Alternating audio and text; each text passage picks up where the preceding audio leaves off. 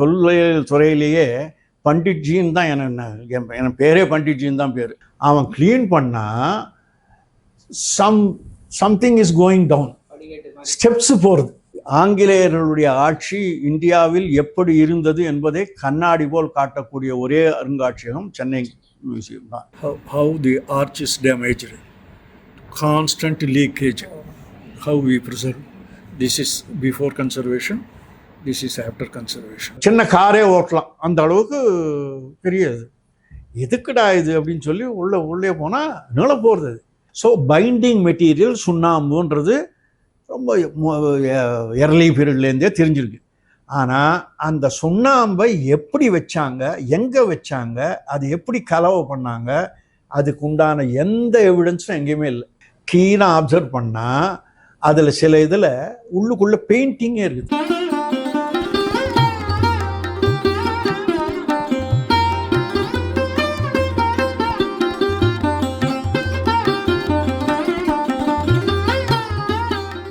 வெளிநாடுகளிலும் உங்களுடைய பணிகள் தொடர்ந்துருக்கு. அதை நம்ம தனியாக பேசுவோம்.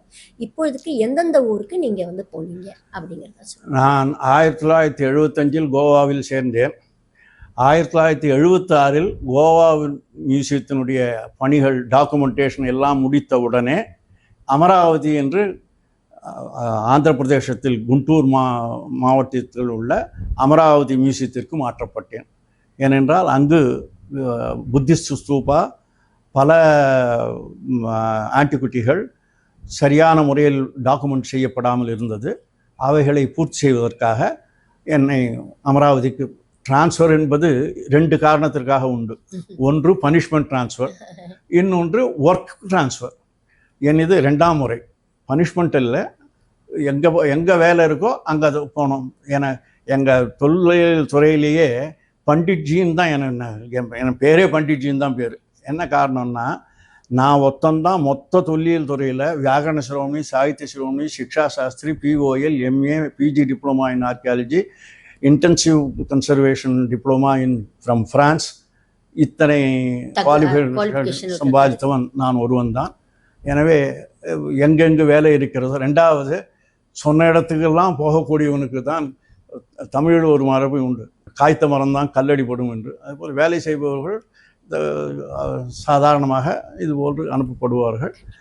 அதை நாம் சரியாக பயன்படுத்தி கொண்டால் நாட்டுக்கும் நமக்கும் நல்லது. இதை நான் வாழ்நாளில் கடைபிடித்து ஓரளவுக்கு அதில் வெற்றி பெற்றேன் என்றே சொல்ல முடியும். 76 அமராவதிக்கு மாற்றப்பட்ட நான் அங்கு அமராவதியில் பணி செய்து அமராவதி மியூசியத்தை மொத்தம் ரீஆர்கனைஸ் செய்து டாக்குமெண்டேஷன் பணிகளில் எல்லாவற்றையும் பூர்த்தி செய்தவுடன் 1978 சென்னைக்கு மாற்றப்பட்டேன். சென்னை கோட்டையில் உள்ள அருங்காட்சியகத்திற்கு கியூரேட்டராக 1978 ஜூனில் சேர்ந்தேன். கிட்டத்தட்ட 2 மாத காலம் அகில இந்திய டூர், எல்லா மான்யூமெண்ட்டுகளுக்கும் எங்களை கூட்டி சென்று காண்பிப்பார்கள்.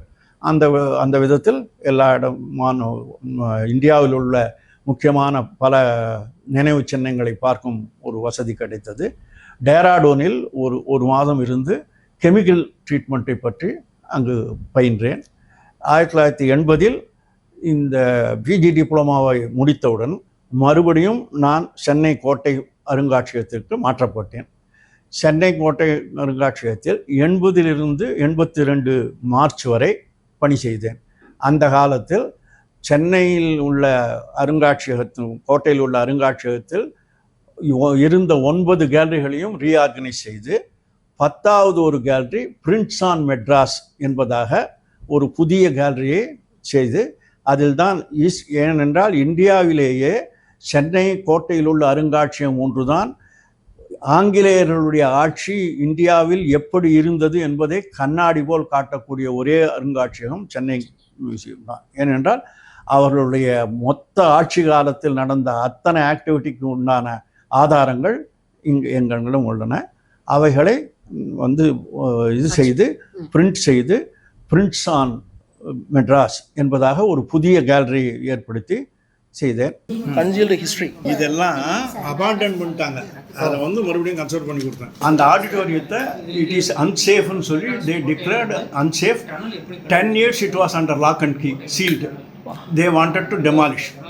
அப்போ எங்கள் செக்ரட்டரி வந்து டாக்டர் ஐயர்னு, Narasimhan you have to do this அப்படின்னு சொல்லி, then I have restored it. Abdul Kalam வந்து அதை இனாகுரேட் பண்ணார். This is the auditorium. I told you no, this auditorium, museum theatre. இதான் கன்னிமரால எப்படி உடன் லாக கொண்டு வந்து இது பண்ணி. See doctor Iyer is grower, my director.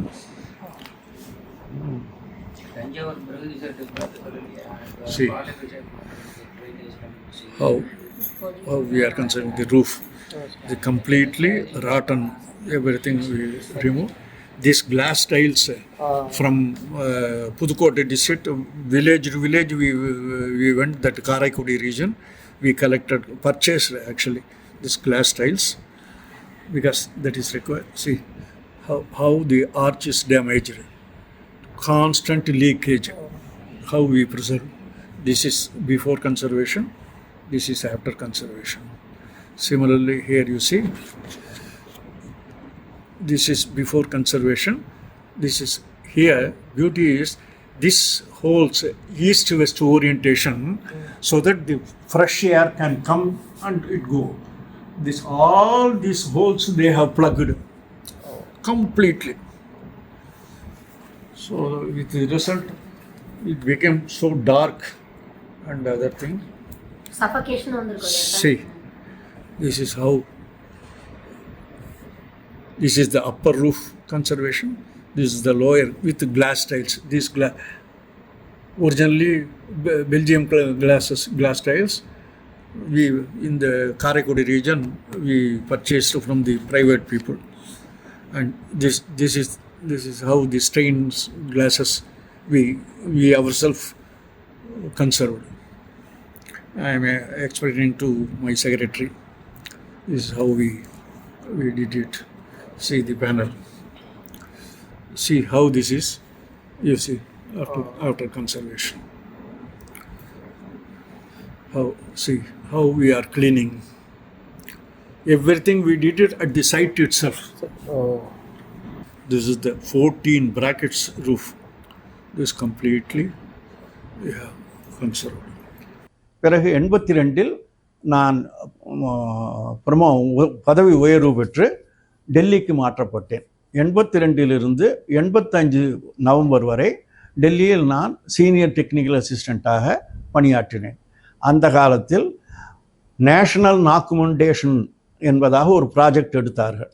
அந்த ப்ராஜெக்டுக்கு முனிரா காத்தூன் என்ற ஒரு கண்காணிப்பு சூப்பரண்டிங் ஆர்கியாலஜிஸ்ட், எங்கள் இருவரையும் அதற்காக தனியாக தேர்வு செய்யப்பட்டு 5 ஸ்டேட்டுகளினுடைய அத்தனை நினைவு சின்னங்களையும் நான் டாக்குமெண்டேஷன் செய்தேன். பிறகு 85 மறுபடியும் பதவி உயர்வு பெற்று டெல்லியிலிருந்து சந்திரகிரிக்கு மாற்றப்பட்டேன். ஏனென்றால் சந்திரகிரி தான் விஜயநகராவினுடைய லாஸ்ட் கேபிட்டல். அங்கு ஒரு அருங்காட்சியகம் தயார் செய்ய வேண்டும் என்ற காரணத்திற்காக என்னை டெல்லியிலிருந்து இதற்கு சந்திரகிரிக்கு மாற்றினார்கள். சந்திரகிரியில் நான் ஒரு ட்ரையல் எஸ்கவேஷன் செய்து 23 பிரான்ச்சஸ்களை, புதையுண்டு கிடந்த பிரான்ச்சஸ்களை வெளியில் எடுத்து அவற்றை மியூசியமாக தயார் செய்து இன்று சந்திரகிரியில் மிகவும் அழகான ஒரு மியூசியம் உள்ளது. அதற்கு முதல் காரணம் நான் தான் ஆரம்பித்து செய்தேன். அப்படி நான் சந்திரகிரியில் வேலை செய்து கொண்டிருக்கும் பொழுது கிளாஸ் 1 போஸ்ட்டுக்காக, டிப்டி சூப்பரண்டிங் போஸ்ட்டுக்காக நடந்த யூபிஎஸ்சி தேர்வில் 439 கேண்டிடேட்டுகளில் நான் முதலாவதாக தேர்ச்சி பெற்று கிளாஸ் 1 ஆஃபீஸராக தேர்வு செய்யப்பட்டேன்.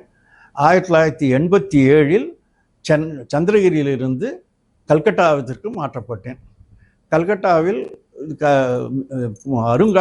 அருங்காட்சியகத்தின் இந்தியாவில் உள்ள அருங்காட்சியகத்தின் மொத்தத்திற்கும் தலைநகர் ஹெட் ஆஃபீஸ் கல்கத்தா.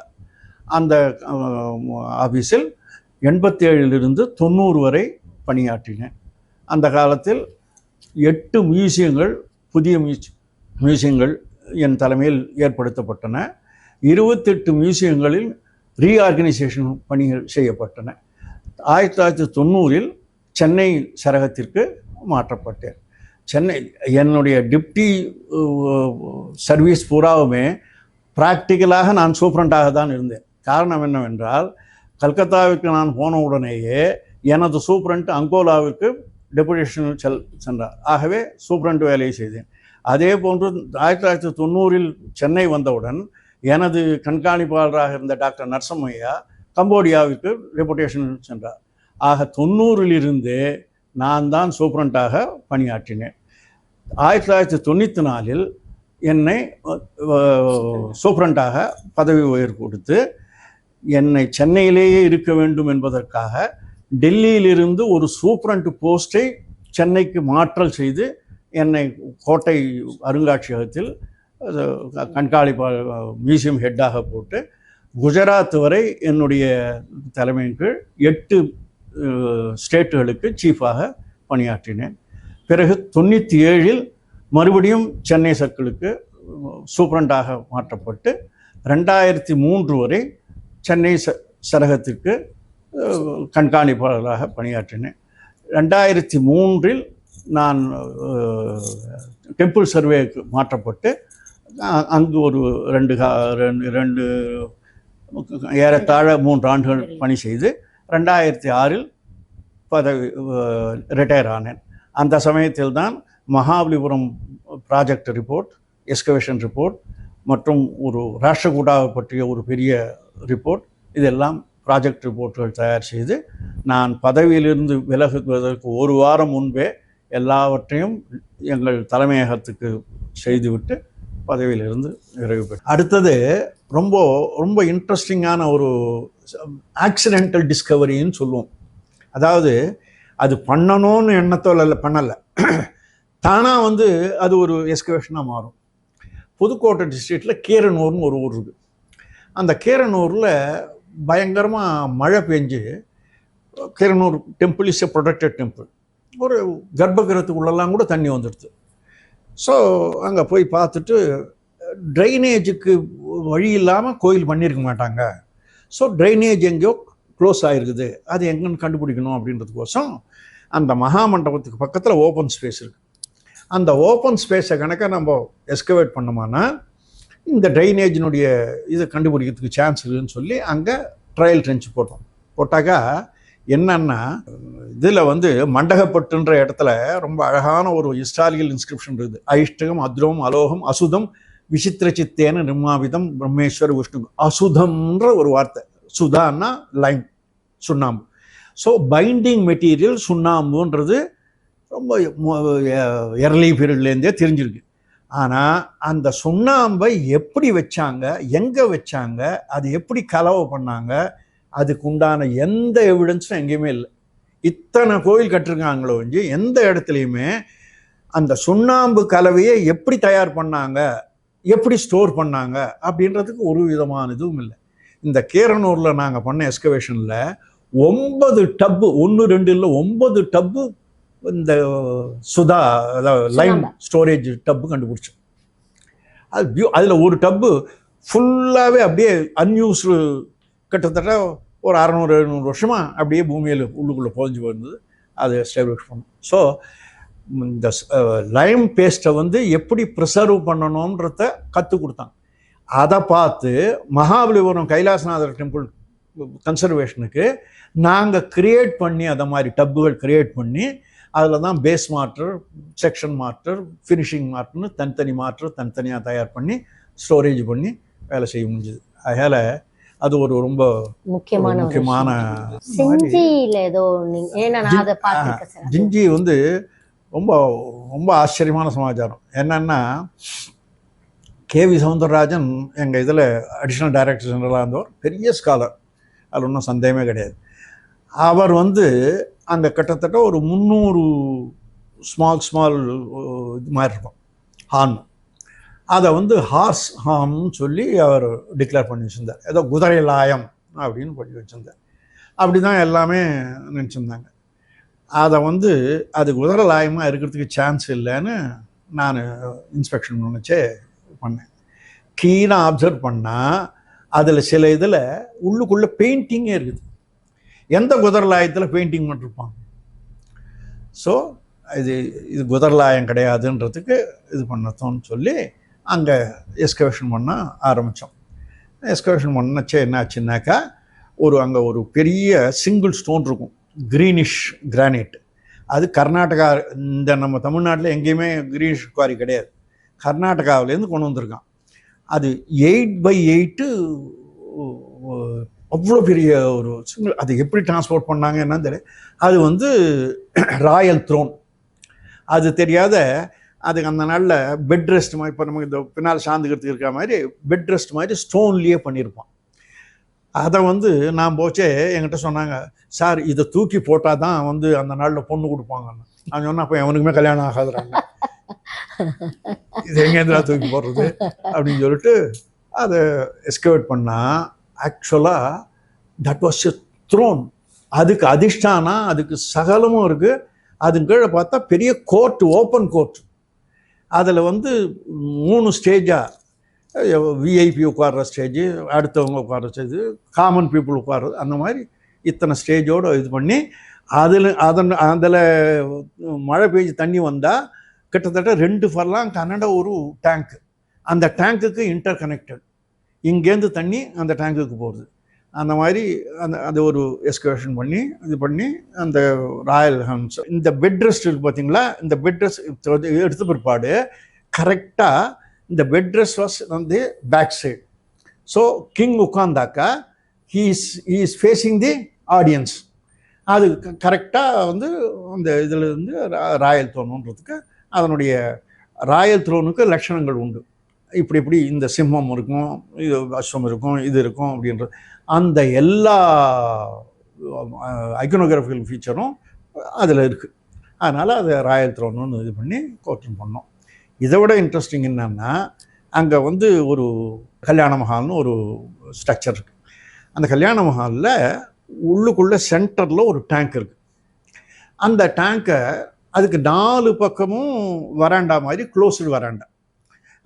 அதுக்கு ஒரு சைட்லேருந்து தான் என்ட்ரன்ஸு. அந்த மாதிரி ஒரு beautiful structure, perfect square structure. அதில் நீள ஸ்டெப்புகள் அந்த டேங்க்குக்கு கிட்டத்தட்ட ஒரு 10-12 அடி டெப்த்து. நடுவில் நீராழி மண்டபம், நடுவில் ஒரு இது இருக்குது, அதுலேயும் ஸ்டெப்ஸ் இருக்குது, அந்த ஏறி அதுக்குள்ளே போகிற மாதிரி. இது பார்த்தா ஏதோ டேங்க். என்ன ஆச்சுன்னா, பிடபிள்யூடிக்காரங்க என்ன பண்ணிட்டாங்க, அந்த ஸ்டெப்பு இருக்குல்ல, எல்லா ஸ்டெப்பையும் ஃபஸ்ட் கிளாஸாக சிமெண்ட்டை போட்டு பூசி ஸ்டெப் ஆக்கிவிட்டாங்க. அதில் ஒரு இடத்துல என்னாச்சு, பிரேக் ஆகி ஒரு டெர்ரகோட்டா பைப்பு தெரிஞ்சுது. இது டெர்ரகோட்டா பைப்பு எப்படா இதுக்குள்ளே வந்தது அப்படின்னு சொல்லிட்டு அதை இன்னும் கொஞ்சம் பிரேக் பண்ணாக்கா, ஆக்சுவலாக terracotta pipe is running all 4 sides. So அந்த சிமெண்ட் கவரேஜை மொத்தத்தையும் ப்ராப்பராக கேர்ஃபுல்லாக இது பண்ண உடனே சுமார் 410 spout, 400 water spout, 410 water fountain கண்டுபிடிச்சி அதை மொத்தத்தையும் என்னன்னா, that is connected with the Rajagiri hills. Rajagiri ஹில்ஸில் கிட்டத்தட்ட ஒரு 300-350 அடி வரும் போனால் மறுபடியும் அங்கே ஒரு ஃப்ளாட் ஏரியா இருக்கும்.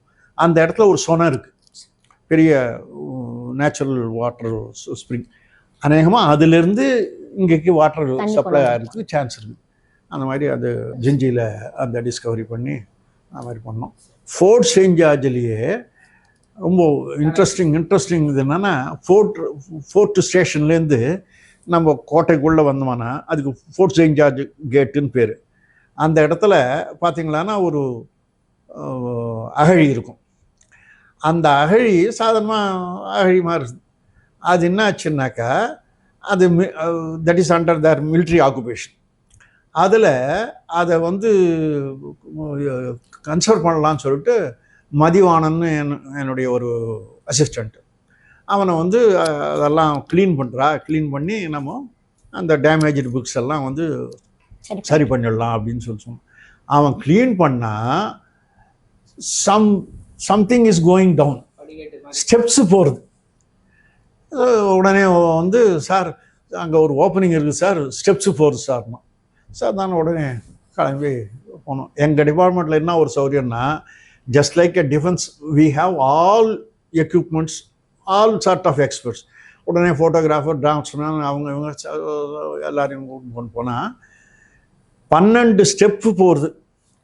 அது கீழே போய் ஃபஸ்ட் கிளாஸாக வந்து 1.2 மீட்டர் விட்த்து, 7.5 ஃபீட்டு ஹைட்டு, உள்ளுக்குள்ளே ஒரு பெரிய பேசேஜ் போகுது. கம்ப்ளீட்டாக நீங்கள் ஒரு ஒரு சின்ன காரே ஓட்டலாம், அந்த அளவுக்கு பெரிய இது. எதுக்குடா இது அப்படின்னு சொல்லி உள்ளே போனால் நீள போகிறது. அதில் போய் இறங்கினாக்கா ஒவ்வொரு கிட்டத்தட்ட ஒரு 100 மீட்டர் 80-100 மீட்டரில் ஒரு பெரிய பெரிய சர்க்குலர்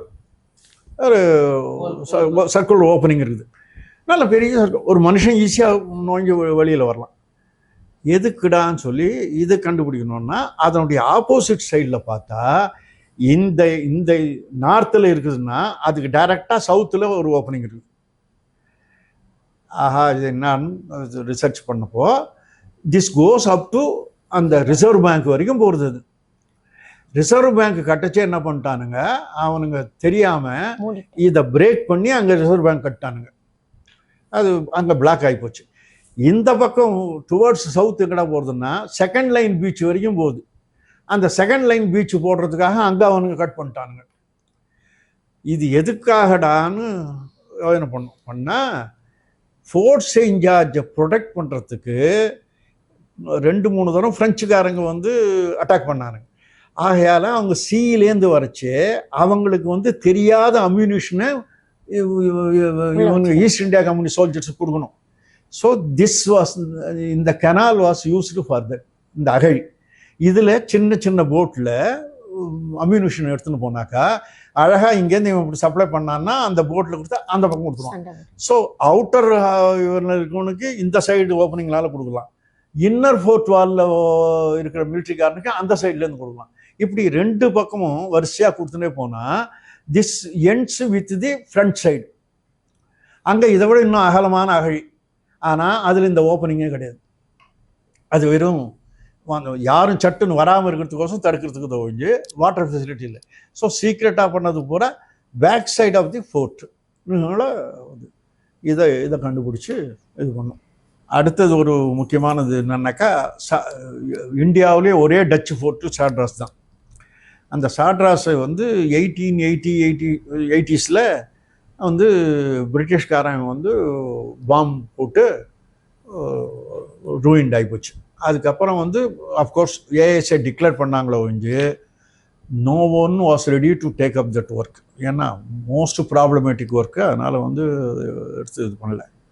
ஸோ அதை வந்து பிளான் ஒர்க்கில் இன்க்ளூட் பண்ணி எடுத்தேன். என்னன்னாக்கா உள்ளே நுழைச்சே ஒரு பர்ஃபெக்டாக இது இந்த மாதிரி ஒரு ஸ்கொயர் என்ட்ரன்ஸ், ஜீப்பெல்லாம் உள்ளே போகிற மாதிரி. அதை வந்து ஒரு டீப்ளாஸ்டர் பண்ண சொன்னேன். பண்ணாக்கா பிரிக்கான் எட்ஜு தெரிஞ்சுது. இந்த பிரிக்கான் எட்ஜு கணக்கை வந்து இருந்ததுன்னா இட் இஸ் ஆன் ஓப்பனிங்னு அர்த்தம். அதனால் வந்து இவங்க பண்ணிருக்கிறது தப்பு அப்படின்னு சொல்லிட்டு கேர்ஃபுல்லாக அதை வந்து மொத்தம் டீப்ளாஸ்டர் பண்ணால் அந்த ஒரிஜினல் ஆர்ச் மேலே இவங்களா ஒரு ஃப்ளாட்டு கட்டி அதனுடைய ஷேப்பையே மாற்றி இது பண்ணிட்டாங்க. அது மொத்தத்தையும் அந்த எக்ஸ்ட்ரா கட்டினதை எல்லாத்தையும் இடித்து எடுத்து ஒரிஜினல் ஆர்ச்சை ரீவைவ் பண்ணி மேகசீனை கண்டுபிடிச்சி மேகசீனை கன்சர்வ் பண்ணி அங்கே வந்து இந்த சாயம் இதெல்லாம் பண்ணுற இது எடுத்து இந்த இப்போ போடுறாங்களே ஹெக்ஸகான் ஷேப்பு ஃபுட்பாத்து டைல்ஸ், அது அந்த நாள்லேயே அவன் பண்ணிருக்கான். அதெல்லாம் எடுத்து வந்து அதை அந்த இதில் உங்களுக்கு ஒரு பேப்பர் காமிச்சேனே, அதை ஃபோட்டோ எடுத்திங்களான்னு தெரியும். அதில் 6-7 வருஷம் ஒர்க் பண்ணி கம்ப்ளீட்டாக சாட்ராஸ் ஃபோர்ட்டினுடைய அந்த ஒரிஜினல் ஷேப்புக்கு கொண்டு வந்து இது பண்ணோம். மண்மரபு நேயர்களே, கண்டிப்பாக இதோடு இல்லாமல் நீங்களும் சென்று பார்த்து மண்மரபுக்கு வந்து எங்களோட இணைந்திருங்க, எங்களோட பயணம் செய்யுங்க. இன்னும் பல தகவல்களை வந்து நம்ம வந்து முனைவர் KT நரசிம்மன் ஐயா அவங்களோட நம்ம கேட்க போகிறோம். நன்றி, வணக்கம்.